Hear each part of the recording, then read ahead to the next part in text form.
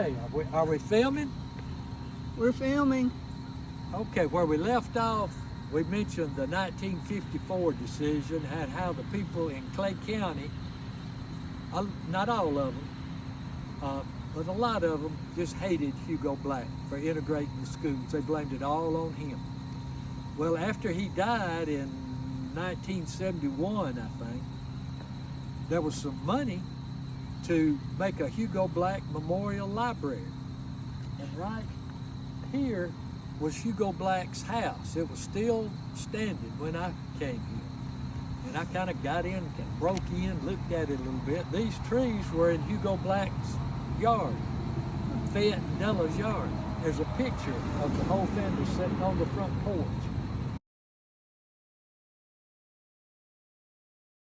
Right here.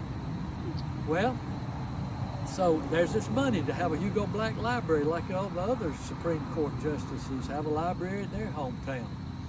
Well, there were people in Clay County, some county commissioners and some people in Ashland.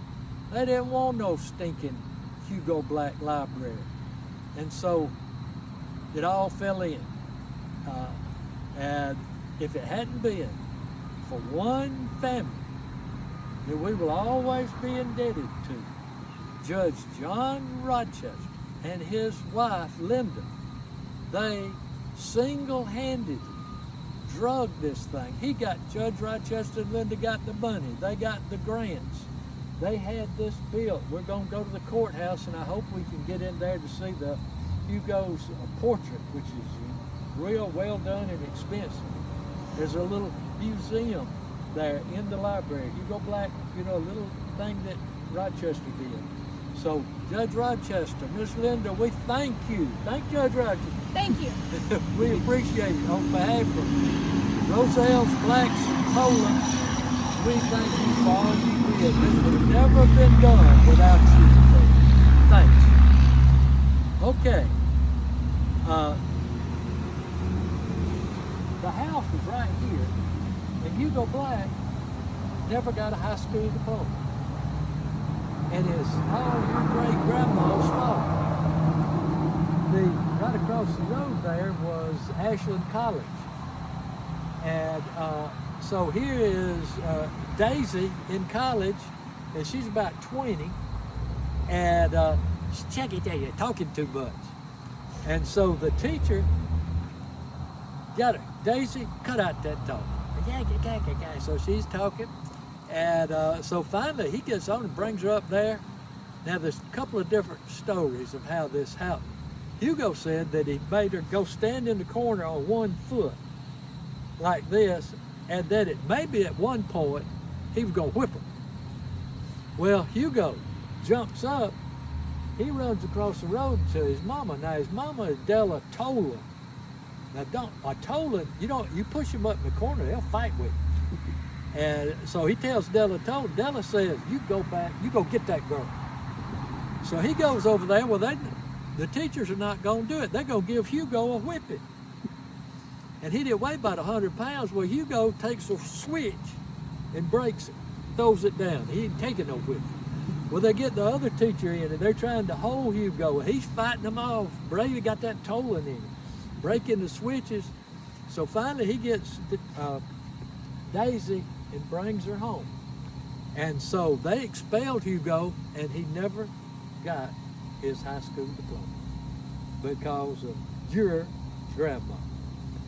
Okay, so we thank the Rochesters, which from the bottom of my heart, I do appreciate this, and we've told about that. So we're going to let you walk that way. When people, they talk about the Ku Klux Klan, and they talk about Hugo was racist. When you read those words, Hugo's words, there's no way that anybody could have written those words and think those thoughts and been anything but, a liberal and not racist. So you head that way, and then Ruth, when she gets going, you can turn it on. Okay. Turn it on.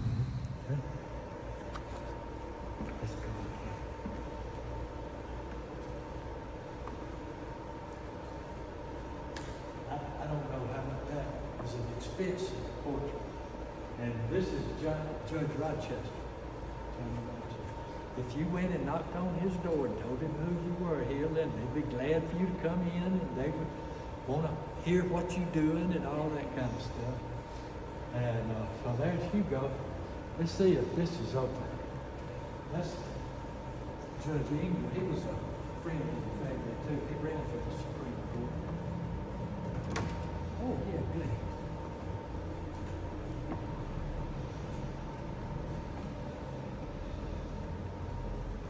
This guy, he called me and wanted to know some stuff. I told him about that letter that Hugo had written. But we got to fussing. I think it's this guy that named it. But he was all for Hillary Clinton and thought she was the savior of the Democratic Party, and I was for Obama. And we got to fussing, and I think we just about hung up on each other. There's Hugo. But Johnny Rochester did all this. And look, you see the stamps up there? We've got those too. You'll have those stamps. And I think I've got an extra set of them. When we sit in Hugo's office, that's the way he looked.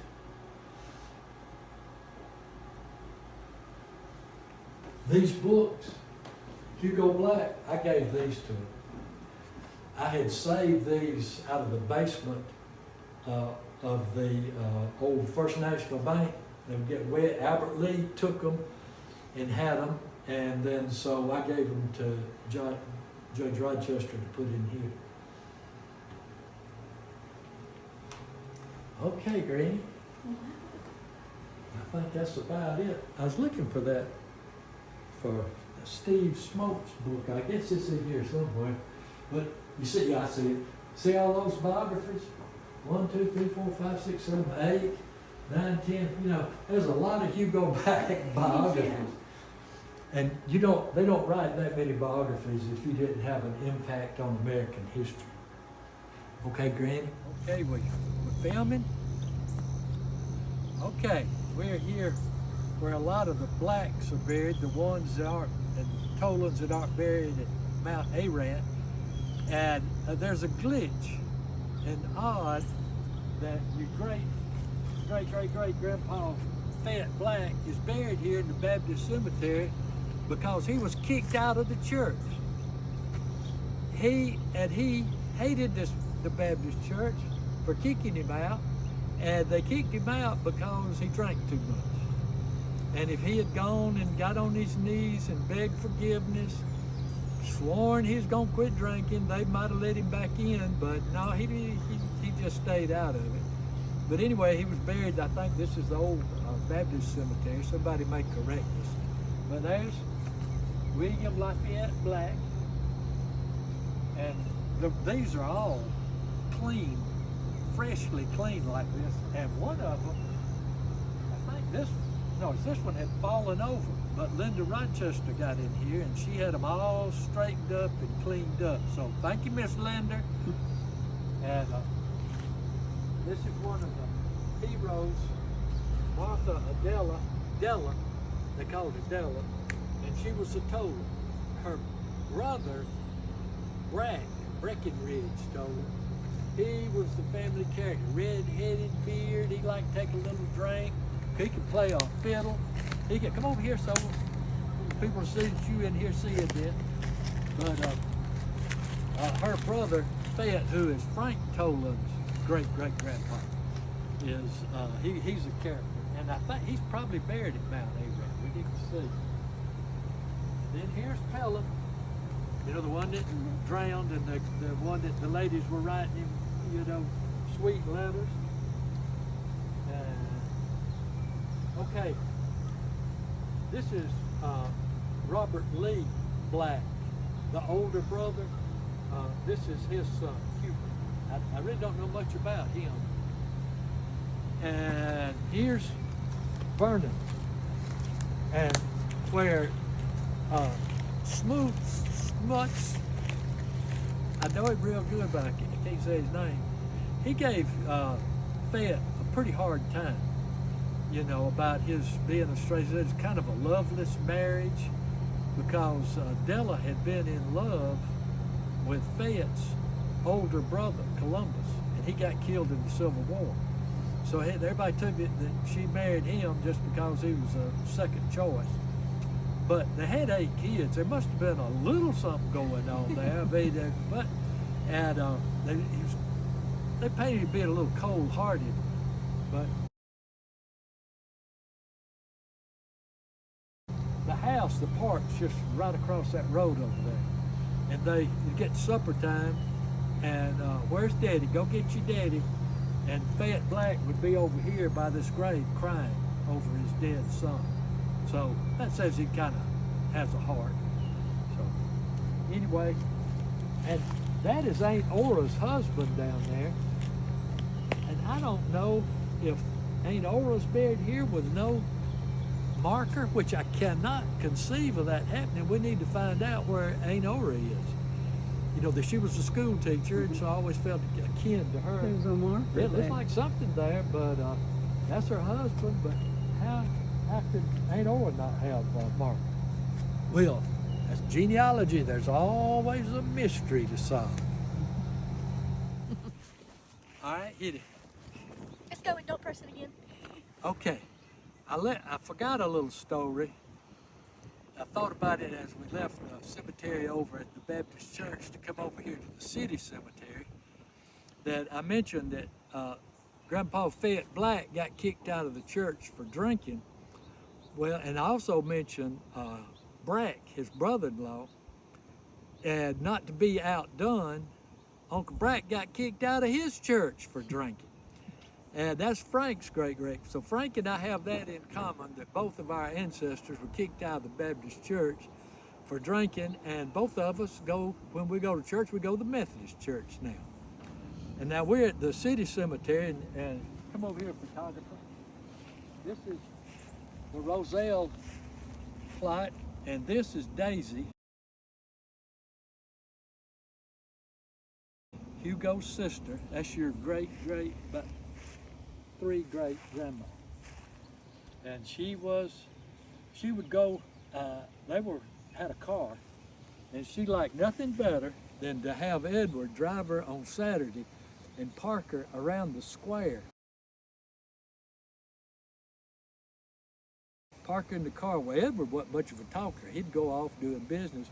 Well, she'd sit there with the car door open, and people would come up. She'd have a whole crowd around the car, and they'd be talking about politics and who shot who and who's going to be elected this. And she was always pushing for her brother to be elected to Senate and all that kind of stuff. And this is Edward. He was a little more reticent. He was the one that's born down where we live, Edward Rozelle, son of Enoch. And he was a quieter man, and I knew him. And Ruth and I came to his funeral, which was at that church where we just were over there. And then right here is our benefactor, the one that left us his house and some land, is Albert Lee Rozelle. And so your daddy, Lee, is named after this Lee Rozelle, and they're kind of named after Robert Lee Rozelle, and all of them are named after that Confederate general, Robert E. Lee Rozelle, who rode that great horse named Traveler. And there's been a lot of, you know, slavery was terrible, and none of our folks had any slaves. They fought, you know, just because they thought it was the thing to do at the time. They got caught up in it. But Lee is a family name, but it all comes back to Robert E. Lee. And this is a good old Aunt Margie. She loved to fish, and Margie Lee. Yeah, Margie Lee, yeah, Albert Lee, Margie Lee. And so she was a lot of fun, and they lived across the road from them, and Ashley and Lee were running over to their house all the time. And then when they passed away, they made sure that they remembered us with some of the land that you'll end up with someday. All right.